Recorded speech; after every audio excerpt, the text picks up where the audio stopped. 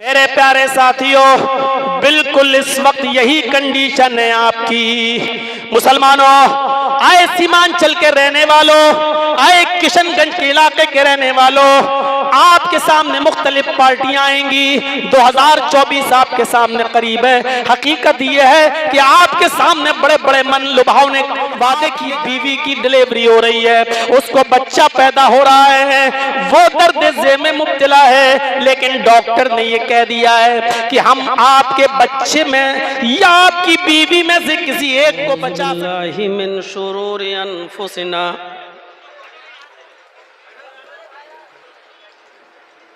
व मिन सय्यिआति अमालिना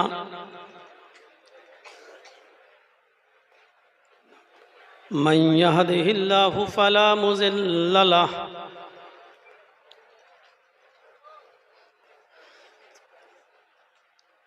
व मन युज़लिल्हु फला हादिय लहु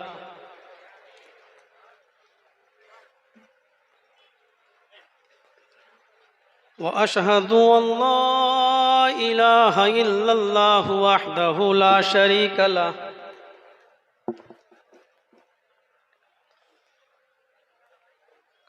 व अशहदु अन्न मुहम्मदन अब्दुहु व रसूलुहु। अम्मा बाद,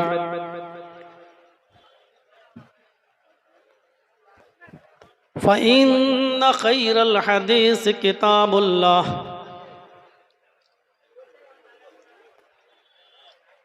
व खैरल हदी हदी मुहम्मदिन सल्लल्लाहु अलैहि वसल्लम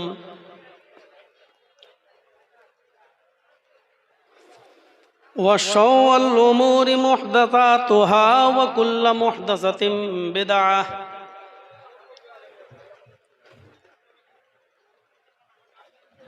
व कुल्लु बिदअतिन ज़लालह व कुल्लु ज़लालतिन फिन्नार।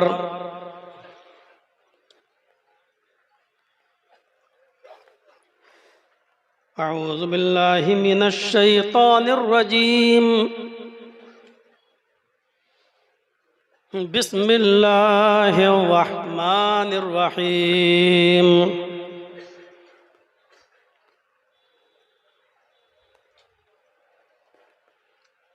वज़्कुरू निअमतल्लाहि अलैकुम इज़ कुंतुम अअदाअन फ़अल्लफ़ बैन क़ुलूबिकुम फ़अस्बहतुम बिनिअमतिही इख़वाना।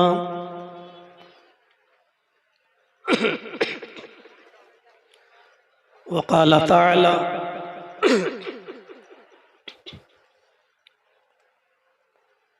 या अय्युहन्नासु इत्तक़ू रब्बकुमुल्लज़ी ख़लक़कुम मिन नफ़्सिन वाहिदह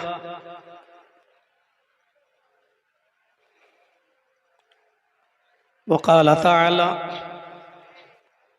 या अय्युहन्नास इन्ना ख़लक़नाकुम मिन ज़करिन व उन्सा वजअलनाकुम शुऊबन व क़बाइल लितआरफ़ू इन्न अक्रमकुम इंदल्लाहि अत्क़ाकुम।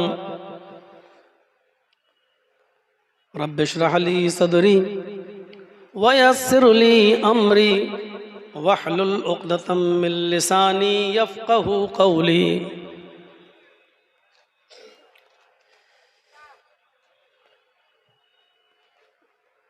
स्टेज पर बैठे हुए मुअज़्ज़ज़ काबिल कद्र अहबाब,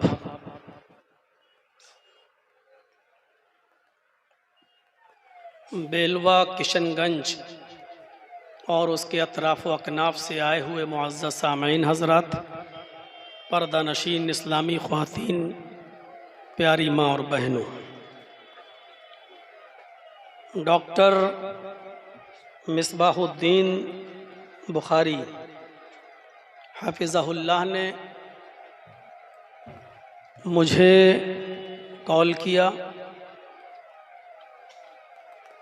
और मैंने ही उनको 16 अगस्त की डेट फिक्स की है। बहुत जल्दबाजी में ये प्रोग्राम रखा गया प्रोग्राम की नौइयत इस किस्म की होगी, इस बात का मुझे अंदाज़ा नहीं था। आमतौर पर जो जलसे होते हैं आपके बिहार और बंगाल में, वो प्योर दीनी जलसे होते हैं, और उन जलसों में इलाके का एक आध नेता आ जाता है, बैठ जाता है, 2-4 मिनट बोल लेता है, वो अपनी एक अलग बात है। मुझे इस किस्म के प्रोग्राम की और ऐसे प्रोग्राम की और प्रोग्राम किस नौइयत की खबर नहीं थी। सियासी तकरीरें आपने बहुत ज़्यादा समाअत कर ली हैं, बहुत सुन ली हैं, और मैं समझता हूँ कि मगरिब की नमाज के बाद से लेकर रात के 10:30 पौने 11 बजे तक आपने सियासी गुफ्तगू ही सुनी है। सियासी बातें काफ़ी हो चुकी हैं, उनकी ज़रूरत भी नहीं है। आप किशनगंज के जिस इलाके से ताल्लुक़ रखते हैं काफ़ी समझदार हैं, अपना अच्छा और बुरा आपको अच्छी तरीक़े से मालूम है। आपके मैटर में हमको ख़ास तौर से उत्तर प्रदेश से जो मेरा ताल्लुक़ है, वहाँ से मैं आकर आपके इस मैटर में मैं इन्वॉल्व हो जाऊँ, ये मेरे लिए मुनासिब नहीं। रही जहाँ तक बात भाईचारे की, तो भाईचारा हमको हमारे मज़हब ने सिखाया है, हमारे दीन ने सिखाया है, हमारे इस्लाम ने सिखाया है, अमन व अमान हमारे दीन ने सिखाया है। हमें अपनी शरीयत से सीखना है, अपने दीन से सीखना है, अपने मज़हब से सीखना है, अपनी किताब कुरान से सीखना है, और उसी भाईचारे की हमें दावत देना है। इससे ज़्यादा भाईचारा दुनिया के किसी भी मज़हब के अंदर हो ही नहीं सकता, और है तो कोई पेश करे कि इस्लाम ने और कुरान ने सारी दुनिया के इंसानों को एक ही बाप और एक ही माँ का बेटा कहा है।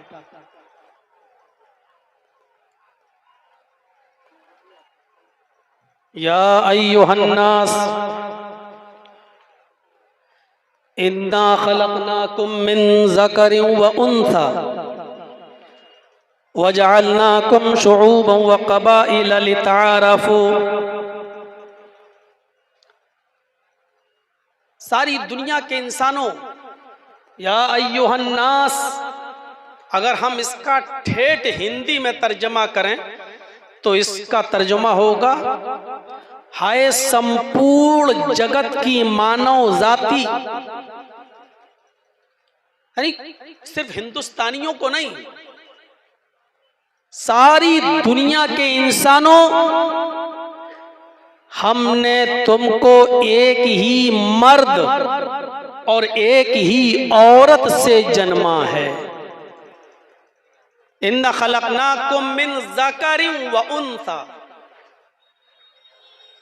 खलक़नाकुम मिन ज़करिन व उन्सा, ज़कर मर्द, उन्सा औरत। तुम्हारा बाप एक मर्द, तुम्हारी माँ एक औरत, तुम सब एक ही परम पिता की और एक ही माता की संतान हो।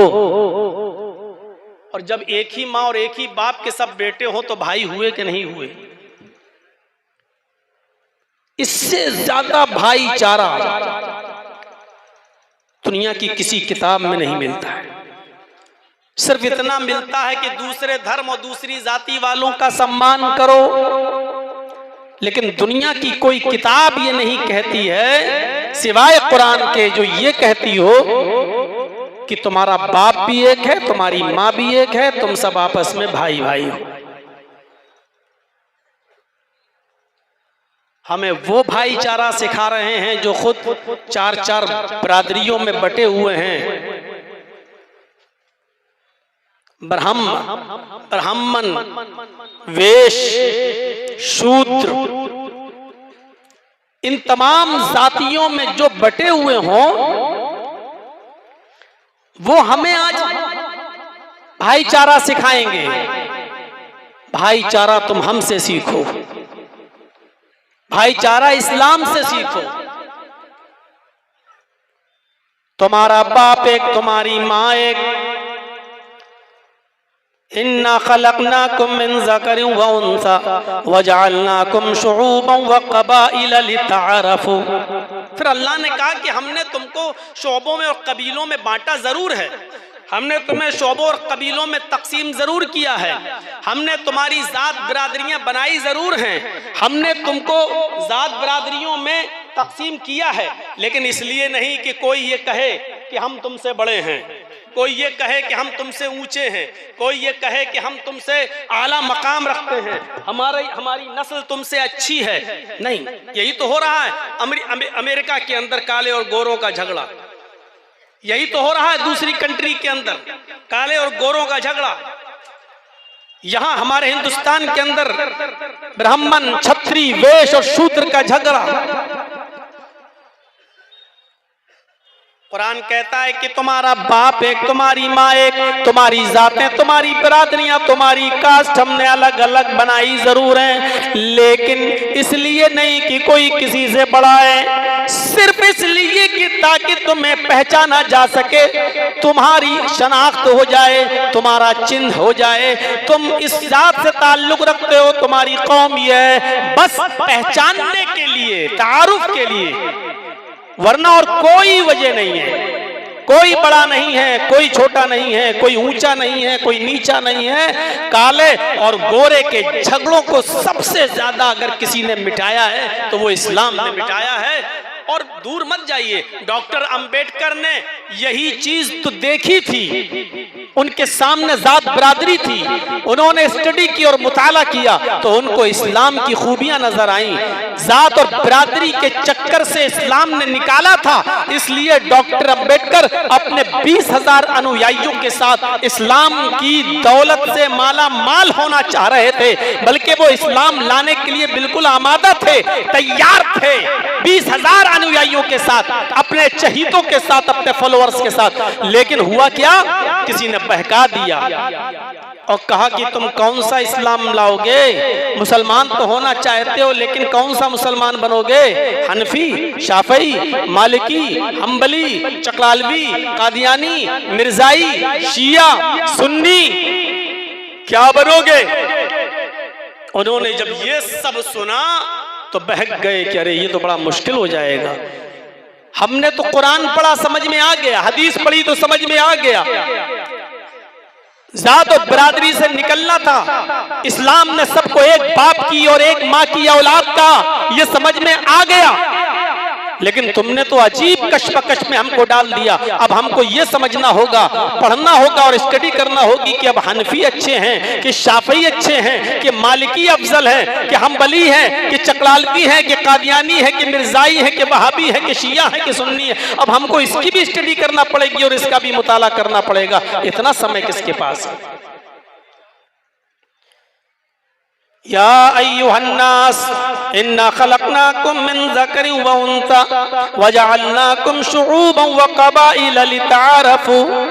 हमने तुम्हारे शोबे और जात बिरादरियां बनाई जरूर हैं, लेकिन सिर्फ इसलिए कि तुम पहचान सको, एक दूसरे की शनाख्त कर सको। इस्लाम ने ये भाईचारा पेश किया है। सबसे बड़ी नेमत तो इस्लाम है, कदर कीजिए आप इसकी। इस्लाम से बड़ी कोई नेमत नहीं। अल्लाह रब्बुल आलमीन ने इसी नेमत के जरिए तो हमें भाई भाई बनाया है सबको। अल्लाह ने इसी नेमत का जिक्र कुरान में किया है, वज़कुरू नेमतल्लाह निअमतिल्लाहि अलैकुम इज़ कुंतुम अअदाअन फअल्लफ़ बैन क़ुलूबिकुम फ़अस्बहतुम बिनिअमतिही इख़वाना। और अल्लाह की तुम उस नेमत को याद करो, अल्लाह की तुम इस नेमत को याद करो जो उसने अब तुम्हें दी है, वरना इस नेमत से नहीं, इस्लाम से पहले तुम्हारी हैसियत क्या थी? इस कुंतुम अअदाअन, कि तुम आपस में एक दूसरे के दुश्मन थे। इस्लाम से पहले तुम आपस में एक दूसरे के दुश्मन थे, एक दूसरे के खून के प्यासे थे। अल्लाह की उस नेमत को याद करो जो उसने तुम्हें दी है, यानी इस्लाम। इस्लाम से पहले तुम आपस में एक दूसरे के दुश्मन थे, एक दूसरे के खून के प्यासे थे। फ़अल्लफ़ बैन क़ुलूबिकुम, तो अल्लाह ने तुम्हारे दिलों में उल्फत डाल दी, अल्लाह ने तुम्हारे दिलों में मोहब्बत पैदा कर दी। फ़अस्बहतुम बिनिअमतिही, तो तुम अल्लाह की इस नेमत यानी इस्लाम की वजह से आपस में भाई भाई बन गए। क्या हाल था हमारा? इस्लाम ने हमें भाई भाई बनाया है। इस्लाम ने हर मजहब के शख्स को अपना भाई करार दिया है कि नहीं, तुम्हारे अकीदे अलग हो सकते हैं, तुम्हारे मनहज अलग हो सकते हैं, तुम्हारे उसूल अलग हो सकते हैं, तुम्हारे तरीके अलग हो सकते हैं, तुम्हारे ज़ाब्ते अलग हो सकते हैं, तुम्हारी सोच अलग हो सकती है, लेकिन तुम्हारा बाप एक है, तुम्हारी माँ एक है। एहतराम बाकी रहेगा इंसानियत का, एहतराम बाकी रहेगा इंसानियत का। इससे बड़ी कोई नेमत नहीं है। और कीमती नेमत जब हो तो उसके लिए सस्ती और छोटी चीजों को कुर्बान कर दिया जाता है। जो अभी तक तकरीरें हुई हैं उसका लब्बे लुबाब ये है जो मैं पेश करने जा रहा हूं। मेरे भाइयों, आपके घर में सब्जी काटने की एक छुरी रखी हुई है, चाकू रखा हुआ है, और आप जानते हैं कि इस चाकू से सब्जी काटी जाती है, आलू काटा जाता है, लौकी काटी जाती है, कद्दू, परवल काटा जाता है, बैगन काटा जाता है। ये चाकू आपका है। आपके घर में जग रखा है, आप जानते हैं कि इसमें पानी भरा जाता है। आपके घर में गिलास रखा है, आप जानते हैं कि इसमें पानी भरकर पिया जाता है। ये चीजें आप ही की हैं, लेकिन आप ही के घर में सोने का, गोल्ड का एक बिस्किट भी रखा हुआ है। आपके घर में 100 ग्राम का, 50 ग्राम का, 250 ग्राम का सोने का एक बिस्किट, गोल्ड का एक बिस्किट भी रखा हुआ है, और ये बिस्किट भी आपकी मिल्कियत है। चाकू भी आपका है, छुरी भी आपकी है, वो जग भी आपका है, वो गिलास भी आपका है, वो टेबल जिस पे आपके बच्चों की बुक्स रखी हुई हैं वो भी आपकी हैं, वो बुक्स भी आपकी हैं। वो सारी चीजें जो घर में दिखाई दे रही हैं वो सब आपकी हैं।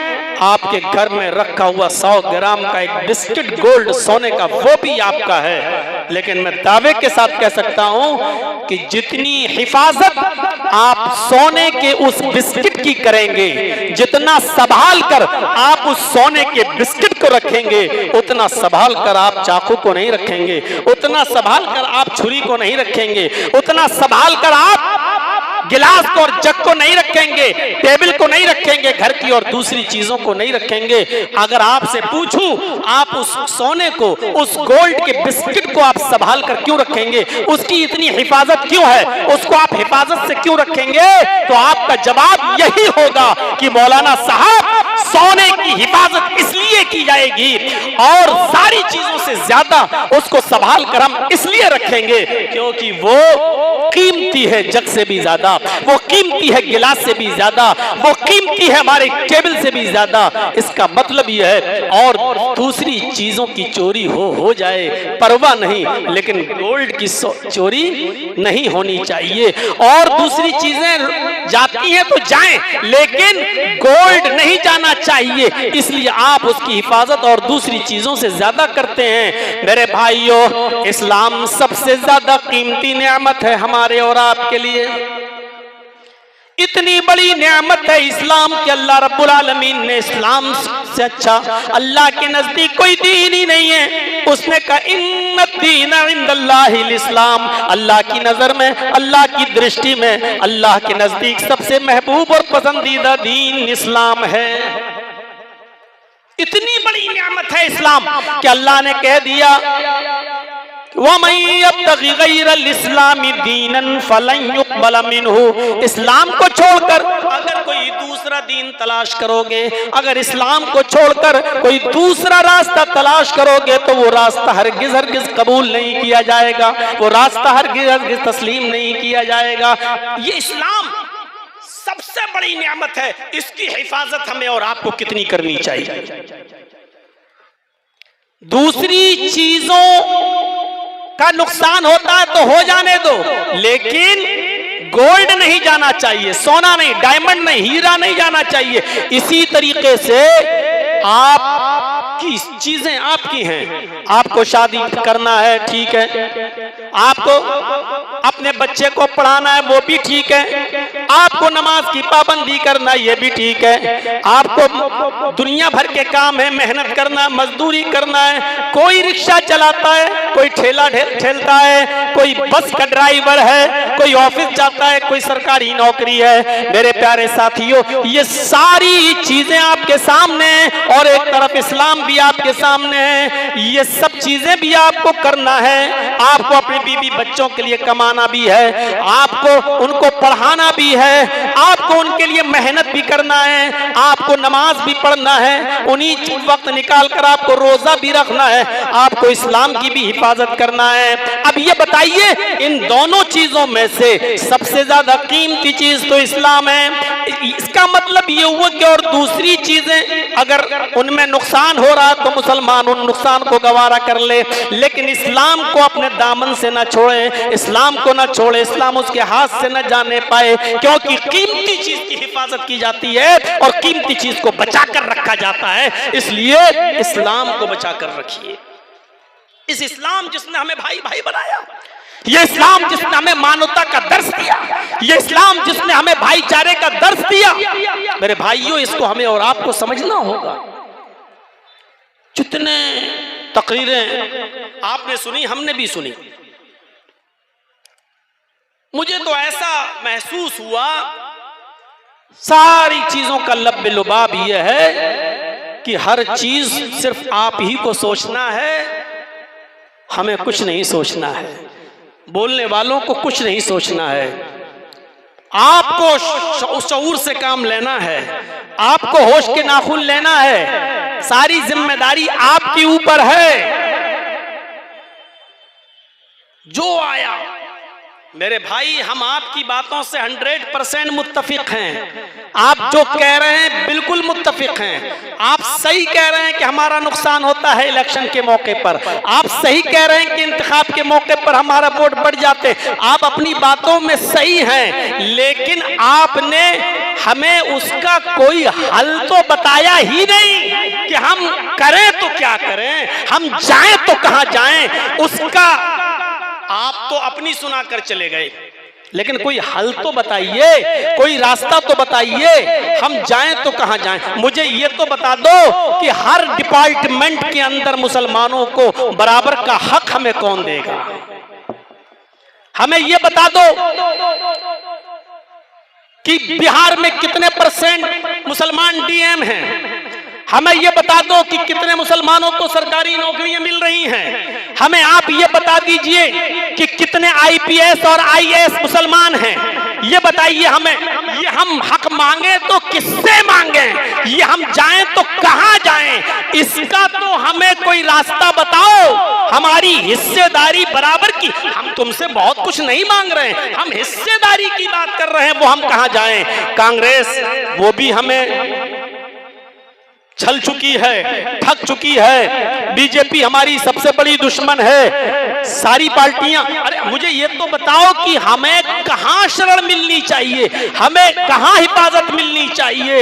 हम अपने अपने ज़मीरों को मारकर बहुत ही हिम्मत करके हम आपको वोट दिए देते हैं, आपकी बातों में हम आ जाते हैं, आपको हम तस्लीम कर लेते हैं। चलिए, मुसलमान बीजेपी को अपने लिए सबसे बड़ा खतरा महसूस करके उससे अपने आप को बचाकर आपको चुन लेता है। लेकिन हमें इस बात की गारंटी तो दीजिए, इस बात की हमें जमानत तो दीजिए कि आपका सरबराह कल बीजेपी के साथ गठबंधन नहीं करेगा,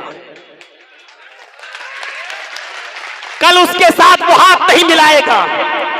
मुझे कम से कम इस बात का तो आश्वासन दीजिए, हमें बराबर के हक मिलेंगे। मसला तो वही है कि हम जाएं तो कहां जाएं, हम करें तो क्या करें। ठीक है, इसको मत दो, ठीक है इसने नुकसान किया, ठीक है उसने बहुत ज्यादा नुकसान हमें पहुंचाया, ठीक है उसने हमारे वोटों का बंटवारा किया, ठीक है वो फला पार्टी है, वो ए है, वो बी है, सब हम तुम्हारी बातों से मुत्तफिक हैं। लेकिन मुझे ये बताओ कि हमारी वो ए पार्टी कभी बी पार्टी से मिलेगी तो नहीं। मुझे ये बताओ कि हमारा वोट पाने के बाद कल हमारे साथ धोखाधड़ी तो नहीं होगी। मुझे इस बात की तो गारंटी दो कि कल हम बी टीम से कटकर ए टीम को वोट दे दें और ए टीम कल बी टीम से तो नहीं मिल जाएगी। मुझे इस बात का आश्वासन कौन देगा, मुझे इस बात का यकीन कौन दिलाएगा।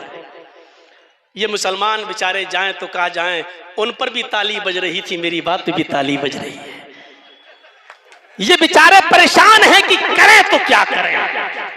मेरे भाइयों, इसलिए मैंने कहा कि मैं तुम्हारे मामले में इंटरफियर नहीं कर रहा हूं, तुम जानो तुम्हारा काम जानो। आइए, बहुत सी बातें सुनी, हाँ चाहूं तो एक एक आदमी की बात को उठाकर एक एक घंटा बोला जा सकता है, लेकिन नहीं मेरे भाइयों, इस वक्त अक्ल और शऊर से काम लेने की जरूरत है, इसमें कोई शक नहीं है।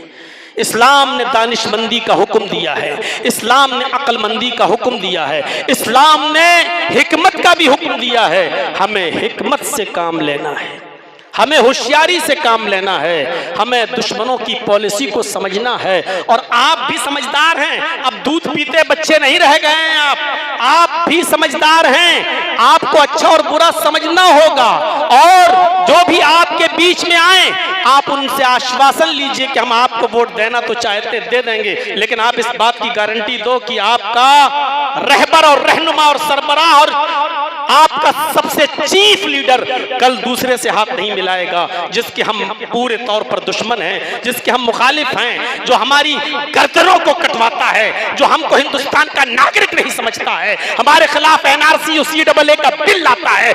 आप उसके साथ तो नहीं जाएंगे। आपको ये पूछने का पूरा अधिकार है, आप जमहूरी मुल्क में रहते हैं, आप सेकुलर मुल्क में रहते हैं, आपको ये सवाल करने का पूरा हक है, उस नेता से भी पूछने का पूरा हक है। मेरे प्यारे साथियों, इसलिए ये बात याद रखिएगा, लेकिन अक्लमंदी और दानिशमंदी का पहलू अब आप नहीं छोड़ेंगे। हिकमत बहुत अच्छी चीज है, हिकमत को अपनाइए। अल्लाह के नबी सल्लल्लाहु अलैहि वसल्लम ने फरमाया कि हिकमत मुसलमान की खोई हुई अमानत है, चीज है, वो जहां से मिले उसको ले लेना चाहिए, उसको हासिल कर लेना चाहिए। अल्लाह के नबी सल्लल्लाहु अलैहि वसल्लम ने भी हिकमत से काम लेने का हुक्म दिया है। मुसलमानों, हमें अक्ल और शऊर से काम लेना है। आइए एक हिकमत का जिक्र करते हैं आपके सामने और मुझे बताइए कि ये कैसी हिकमत है, ये कैसी हिकमत है। अभी हमने एक मिसाल दी है, चाकू भी आपका, छुरी भी आपकी, गिलास भी आपका, जग भी आपका, टेबल भी आपकी, बुक्स भी आपकी, सोना भी आपका, लेकिन जितनी हिफाजत आप सोने की करेंगे इतनी चीजों की नहीं।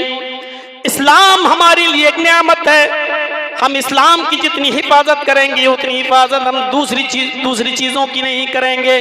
हाँ, लेकिन आइए हिकमत से काम लेते हुए एक और मिसाल मैं आपके सामने पेश करता हूं। जरजीत साहब के हाथ में कीमती घड़ी है नहीं, छीनना नहीं हमसे, एक मिसाल दे रहा हूं, हमारी तो बैटरी वाली है। मान लीजिए कीमती घड़ी है और रास्ते में हमें चोरों ने पकड़ लिया और डकैतों ने पकड़ लिया। घड़ी उतार, और मैंने देखा 25,000 की 50,000 की घड़ी है।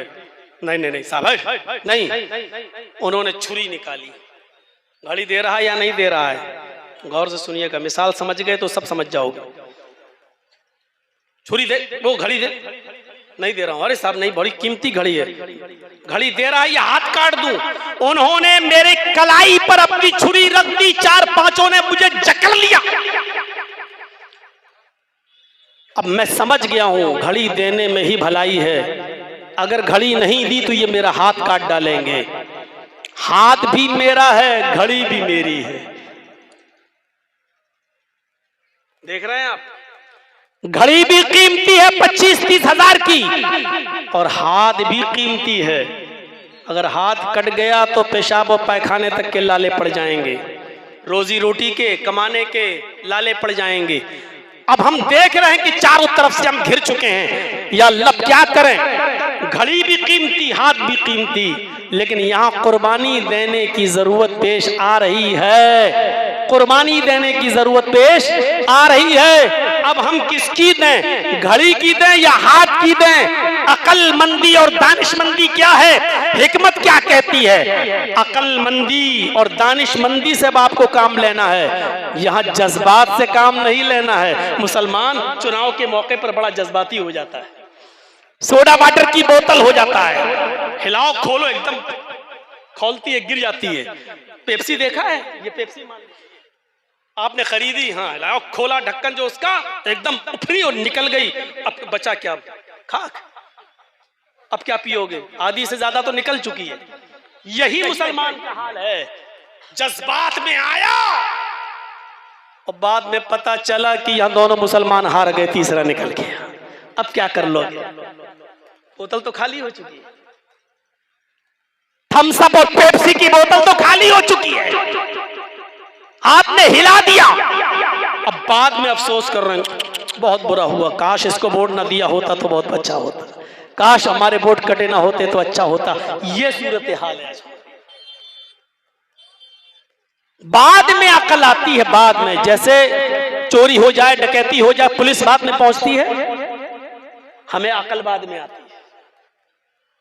हमें क्या करना है, यहां घड़ी को अगर बचाने लगे हम तो घड़ी भी जाएगी और हाथ भी जाएगा। अरे जब वो हाथ ही काट लेगा तो घड़ी भी जाएगी और हाथ भी जाएगा। यहाँ जज्बात से काम की जरूरत नहीं है, यहाँ अकल से काम की जरूरत है। और अकल ये कहती है जर्जीस घड़ी दे दे, हाथ बचा ले, हाथ सलामत रहेंगे, मेहनत करेगा, मजदूरी करेगा तो फिर घड़ी कमा लेगा, फिर घड़ी हासिल कर लेगा, फिर घड़ी खरीद लेगा। जर्जीस साहब ने अपनी अकल से काम लिया और घड़ी दे दी। उन लोगों ने जर्जीस साहब को छोड़ दिया क्योंकि उनको घड़ी चाहिए थी। 2-4 दिन अफसोस जरूर होगा कि घड़ी चली गई, लेकिन इस बात की खुशी होगी कि अल्लाह तेरा शुक्र है कि मेरा हाथ तो सलामत रह गया है, हाथ पैर सलामत, मेहनत करूंगा, मजदूरी करूंगा मैं दूसरी, फिर मेहनत करके घड़ी हासिल कर लूंगा। जंगल में कुछ लोग मिले हैं, वही चोर हैं, वही डाकू हैं। यहाँ आपसे कह रहे हैं इसी हाथ से तूने थप्पड़ मारा था ना, चलिए हाथ कटवाओ अपना। नहीं साहब, हाथ कैसे काटोगे, हाथ कट जाएगा तो मैं लाचार। उन्होंने छुरी निकाल ली, पिस्टल तुम्हारी कमपट्टी पे रख दी, हाथ इंसानियत से कटवा लो, नहीं तो अभी शूट कर दूंगा, बॉडी यहीं पड़ी होगी, अभी मर जाओगे, यहीं पर तुम्हारी हत्या कर दी जाएगी, मर्डर कर दिया जाएगा। यहां अब 2 चीजें, या तो हाथ कटवाओ या जान से हाथ धो बैठो। यहाँ उन लोगों ने 2 चीजों में से एक चीज मांगी है।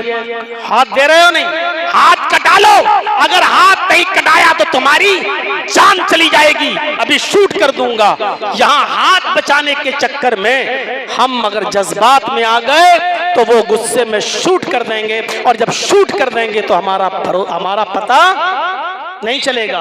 अब यहाँ अकलमंदी क्या कहती है, यहाँ दानिशमंदी क्या कहती है, यहाँ हिकमत क्या कहती है? यहाँ हिकमत कहती है कि हाथ कटा कर अपनी जान बचा लो। हाथ कट जाएगा, जान सलामत रहेगी, कम से कम अपनी बीवी बच्चों का मुंह तो देखते रहोगे। कम से कम अपने बीवी बच्चों के पास तो रहोगे, कम से कम तुम्हारी बीवी अपने हाथ से तुम्हें खाना तो खिला देगी, कम से कम तुम अपने बच्चों को प्यार तो दे सकोगे। यहाँ अक्लमंदी ये कहती है हाथ भी प्यारा जान भी प्यारी, लेकिन कुर्बानी देने की जरूरत पेश आ रही है, तो तुम हाथ दे दो और जान बचा लो।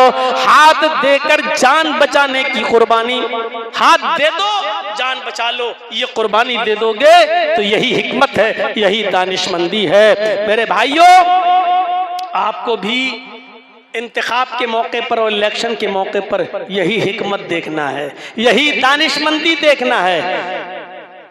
जर्जी साहब, हल तो आप भी नहीं बता रहे हो, हल मेरे पास भी नहीं है, इसलिए कि कोई हमारा है ही नहीं।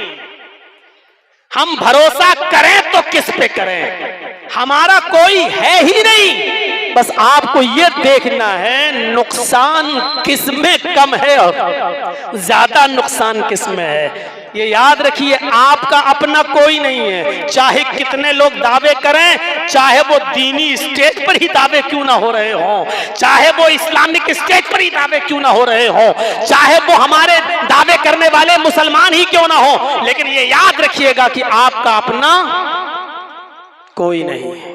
ये फैक्ट है, ये सच्चाई है, आपका अपना कोई नहीं है। बस आपको ये देखना है कि इसमें कम नुकसानदेह कौन है, सबसे कम नुकसान किससे है। जो सबसे कम नुकसानदेह हो उसी से हाथ मिलाना पड़ेगा, क्योंकि बड़े नुकसान से अपने आप को हम बचा लें। जैसे जान जाना बड़ा नुकसान है, हाथ जाना छोटा नुकसान है, हाथ कटा दो जान बचा लो। घड़ी जाना छोटा नुकसान है, हाथ बचाना, हाथ का जाना बड़ा नुकसान है, तो घड़ी देकर हाथ बचा लो। ये अक्लमंदी और दानिशमंदी है। मेरे प्यारे साथियों, बिल्कुल इस वक्त यही कंडीशन है आपकी। मुसलमानों, आए सीमांचल के रहने वालों, आए किशनगंज के इलाके के रहने वालों, आपके सामने मुख्तलिफ पार्टियां आएंगी। 2024 आपके सामने करीब है। हकीकत यह है कि आपके सामने बड़े बड़े मन लुभावने वादे किए जाएंगे। मैं आपको सच्चाई की तरफ लेके चलना चाहता हूं कि यह अक्लमंदी और दानिशमंदी का काम आपका होना चाहिए। या आपको सोचना चाहिए कि इस वक्त आप उस कंडीशन में हैं कि आपकी बीवी की डिलीवरी हो रही है, उसको बच्चा पैदा हो रहा है, वो दर्द ज़े में मुब्तला है, लेकिन डॉक्टर ने ये कह दिया है कि हम आपके बच्चे में या आपकी बीवी में से किसी एक को बचा सकते हैं। आप जल्दी से फैसला कीजिए कि बीवी को बचाया जाए या बच्चे को बचाया जाए।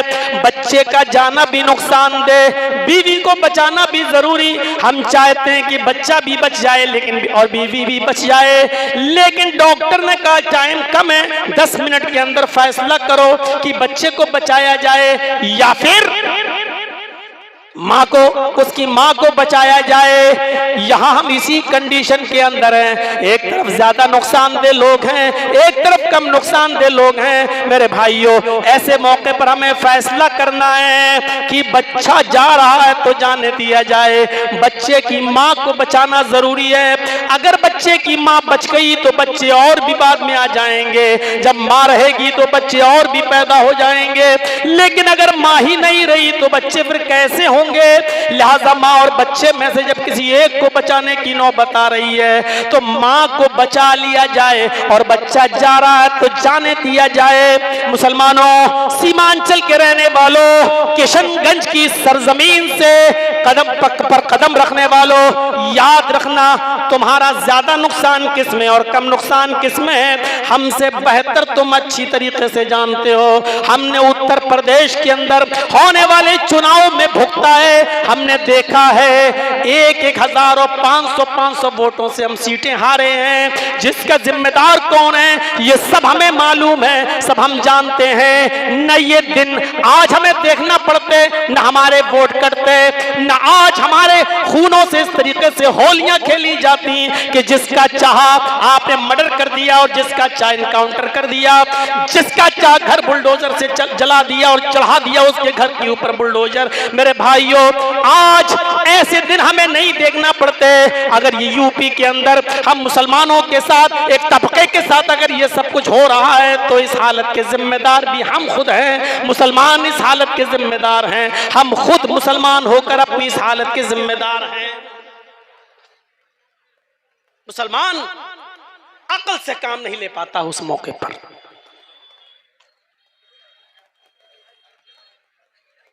आप देख रहे हैं ना,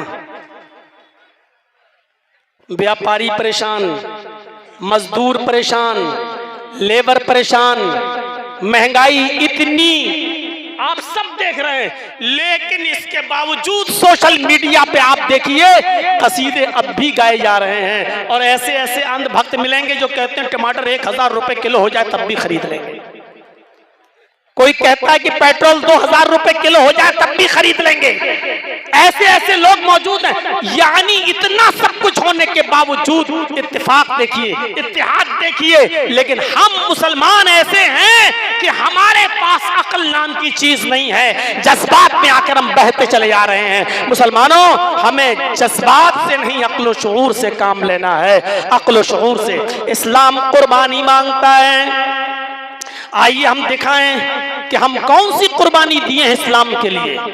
मुझे बताइए आप, इस्लाम तो नाम ही है कुर्बानी देने का।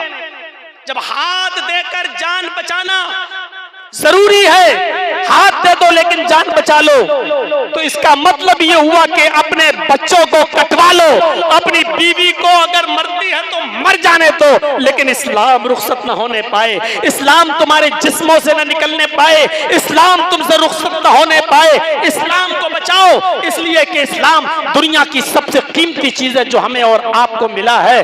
क्या आपने वो वाक़या नहीं सुना हजरत सुमैया रज़ी अल्लाह ताला अन्हा का? मेरे प्यारे साथियों, सुमैया रज़ी अल्लाह ताला अन्हा का वाक़या आपके सामने होगा। हजरत सुमैया रज़ी अल्लाह ताला अन्हा ने अपनी जान का नजराना दे दिया, लेकिन इस्लाम को हाथ से नहीं जाने दिया। क्या बार बार वाक़यात आपके सामने आएंगे? क्या हमें नहीं मालूम? ये वही सुमैया थी, वही सुमैया। जब अबू जहल को, अबू लहब को और काफिरीन मक्का को पता चला कि सुमैया ने मोहम्मद के दीन को कबूल कर लिया, इस्लाम को कबूल कर लिया, तो पकड़ के लाया गया सुमैया रज़ी अल्लाह ताला अन्हा को। और अबू जहल ने कहा, सुना है सुमैया तूने इस्लाम कबूल कर लिया है? जरा इस तरफ मुतवज्जो हुइए और फिर देखिए कि इस्लाम को नहीं जाने दिया, जान चली गई, उसकी परवाह नहीं की, लेकिन इस्लाम को नहीं जाने दिया। सुमैया ने कहा, हाँ अय अबू जहल, जब तूने सुन ही लिया है तो अब क्या फर्क पड़ता है? हाँ मैंने मोहम्मद के दीन को कबूल कर लिया है, हाँ मैंने मोहम्मद के दीन को मान लिया है, हाँ मैंने इस्लाम को कबूल कर लिया है। सुमैया से कहा इस्लाम छोड़ दो, सुमैया से कहा कि इस्लाम छोड़ दो। सुमैया ने कहा वाह, इस्लाम छोड़ दो? जवाब क्या था? हाशा व कल्ला, हरगिज़ नहीं। उसने डराया। आजकल की तरह मोब लिंचिंग में डर फंसने वाले मुसलमान नहीं थे वो, कि 2-4 डंडे मार दें और उनसे कहा जाए कहो जय श्री राम, तो बेचारे मारे डर के नाम नारा जय श्री राम नारा लगा दें। आजकल की तरह ईमान नहीं था उनका। कहा नहीं छोड़ेगी इस्लाम, कहा नहीं, बांध दिया, पीछे से हाथ बांध दिए, ऊपर से कपड़ा फाड़ दिया, नीचे से भी कपड़ा फाड़ दिया। तबक़ात इब्ने साद के अल्फाज हैं। और सुनो मुसलमानों, सियासी और राजनीति बातें आपने बहुत सुन ली हैं। सुनिए, वही सुमैया जिसका कपड़ा फाड़ दिया गया, जिसको बरहना कर दिया गया, अबू जहल ने एक नेजा उठाया, धारदार नेजा उठाया, और वो नेजा लेकर दौड़ता हुआ आया और कहा सुमैया इस्लाम छोड़ती है या नहीं? उसने कहा बिल्कुल नहीं।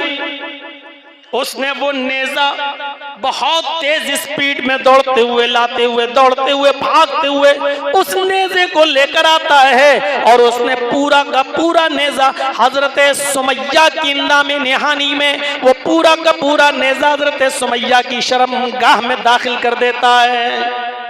सुमैया रजी अल्लाह ताला अन्हा की अंदामे निहानी में वो नेजा दाखिल हो गया, इधर से निकाला, उस दाखिल किया और उस पार निकाल दिया। सुनना बहुत आसान है, बहुत आसान है सुनना। सुमैया की शर्मगाह में नेजा दाखिल हुआ और उस तरफ से निकाल दिया गया। पीछे से हाथ बंधे हैं। सुमैया की नजरें आसमान पे गई यूं। उसने जानते हो क्या कहा? तबकात के अल्फाज हैं। उसकी जबान से जुमला निकला तो ये निकला, सब्बित कदमैया अला दीनिक या अरहमर राहिमीन।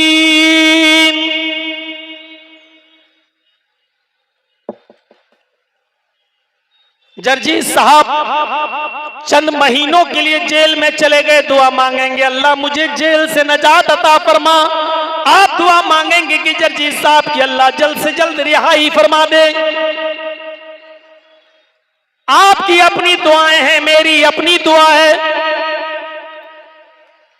सुमैया की शर्मगाह में नेजा दाखिल किया गया है, दर्द से करा रही है, हाथ पीछे से बंधे हुए हैं, लेकिन वो ये नहीं कह रही है कि अल्लाह मुझे अबू जहल के जुल्म से बचा ले, आय अल्लाह मेरी जान की हिफाजत फरमा, आय अल्लाह इसकी दी हुई तकलीफ से मुझे मेरी हिफाजत फरमा दे। उसके मुंह से ये जुमले नहीं निकल रहे हैं। आप बीमार हैं, कहेंगे अल्लाह मेरी मुझे शिफा दे। आपका बेटा बीमार है, आप कहेंगे अल्लाह शिफा ता फरमा। आपका बाप बीमार है, आप कहेंगे अल्लाह मुझे मेरे बाप को शिफा ता फरमा। आपकी माँ बीमार है, आप कहेंगे अल्लाह मुझे मेरी माँ को शिफा ता फरमा।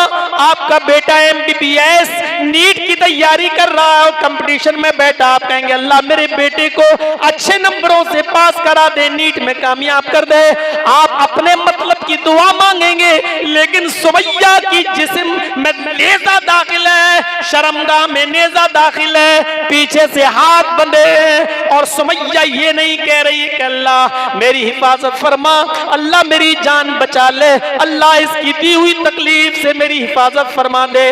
उसके मुंह से दुआ भी निकली तो ये दुआ निकली, सब्बित कदमैया अला दीनिक या अरहमर राहिमीन इलाहुल आलमीन।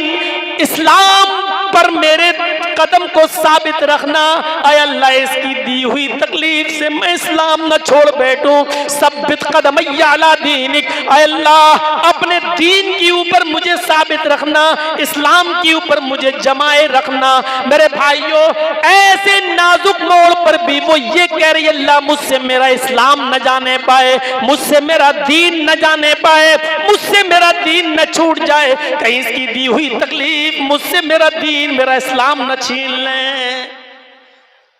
जान चली गई, इस्लाम नहीं गया।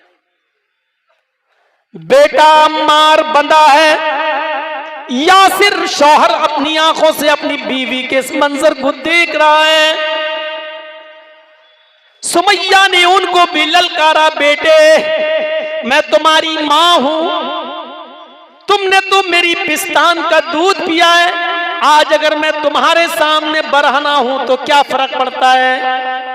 मेरे बेटे मैंने तो तुम्हें बचपन में नहलाया है, धुलाया है, तुम्हारी लैट्रीन पेशाब और पायखाना तक साफ किया है, आज मैं तुम्हारे सामने बरहना हूं तो कोई बात नहीं। अपने शौहर से कहा यासिर मैं तो तुम्हारी बीवी हूं, आंखें ढकने की जरूरत नहीं, मुझे जो सजा दी जा रही है उसको अपनी आंखों से देखो, इसलिए कि मेरे बाप तुम्हारा भी नंबर है, मुझे औरत होने की हैसियत से हो सकता है ये हल्की सजा दे, मेरे बाप तुम्हें इससे भी ज्यादा सख्त सजा दे क्योंकि तुम मर्द हो सकता है तुम्हें मुझसे भी ज्यादा हार्ड पनिशमेंट दिया जाए, सजा दी जाए। इसलिए तुम्हें इस मंजर को देखना होगा। आए अम्मार, आए यासिर, मैं इस दुनिया से रुखसत हो जाऊंगी, परवाह मत करना, यहां नहीं तो जन्नत के दरवाजे पर मैं तुम्हारा इंतजार करूंगी। अबू जहल को गुस्सा आया, उसने 2 ऊंट मंगाए, एक ऊंट इस पैर से बांधा, दूसरा ऊंट इस पैर से बांधा, दूसरा पैर इस ऊंट से बांधा, और दोनों पैर सुमैया के दोनों ऊंट से बांध दिए। तबकात इब्ने साद के अल्फाज हैं, उसने कोड़ा जमीन पर पड़ा हुआ था कि सुमैया जमीन पर पड़ा हुआ ये कोड़ा उठाऊंगा, इन ऊंटों को मारूंगा, एक ऊंट पूरब की तरफ भागेगा, एक ऊंट पश्चिम की तरफ भागेगा, सुमैया तेरे जिस्म के 2 टुकड़े हो जाएंगे।